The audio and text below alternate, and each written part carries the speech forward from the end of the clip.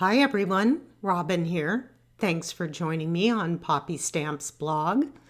Well, by the time this posts, it will almost be the end of March. I can't believe how fast this year is going, and Poppystamps spring release is already out. My project today features several products from Poppystamps release. One is the Spring Pots frame, the Luscious Script U die set. My sentiment is from Picnic Plaid stamp set. Lots of great sentiments in there. And my embossed background, I'm using Birch Press's Delphina background die, which also has two other layers to go with it if you would like a layered look. There's the Delphina die. I have cut my paper to fit inside that die, which is 4 1/4 by 5 1/2. Added a piece of tape, and I'll be running it through my die cut machine using an embossing pad.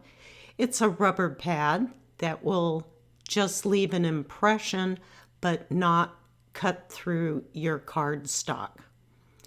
There's my well-used cover plate, and I'm just going to send it through my Gemini Junior, which works quite well for this. And here is my background impression. I think this works well, and it gives you an additional use for some of your other dies. I'll be trimming off the 1/8 inch border that is on all 4 sides because I like a little bit of relief around my panels on my card bases. My card base is created from a medium gray cardstock that was cut at 8 1/2 by 5 1/2, and I'm just scoring down the middle at 4 1/4 to create my side folding card base. To attach my embossed panel, I'm using Lawn Fawn's glue tube, which works extremely well, and I'm just covering the back with a bit of the glue, adding it to my card base. As you can see, I have a little bit of gray showing all the way around. I kind of like that. Then I'm going to take my full-size brayer and just go over my panel lightly to ensure the glue is spread evenly. The word U I cut 4 times from the same medium gray cardstock. I did 4 this time because the cardstock I used, I believe, was 64 pound, and it just wasn't quite thick enough. So 4 times worked for me. Worked out quite well. Put my little acrylic block on, allowed it to dry. For the shadow part of the word, I used some vellum and just applied a bit of glue to the back of my U word, added to my vellum, and allowed to dry. While my word was drying, I cut the Spring Pots frame just 1 time out of white cardstock, and off camera I used some spray adhesive and applied to my front panel, put my large acrylic block on, and allowed to dry. For my small sentiment, I'm using the same medium gray cardstock, a little bit of Versamark ink, and my usual Brutus Monroe alabaster white embossing powder.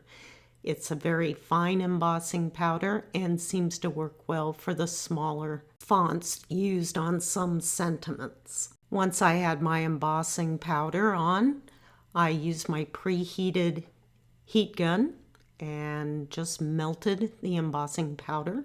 You don't want to overdo it or it will go flat. Here's where I decided to put my small sentiment, and my U, I decided at this point the vellum just wasn't working for me. It kind of blended in, so I cut another background U out of white cardstock, added my U to the white background, and I was much happier with this result. I decided to pop up my skinny sentiment, so I cut a very thin strip of 3M mounting adhesive, applied to the back of the thin sentiment, and applied to my card front.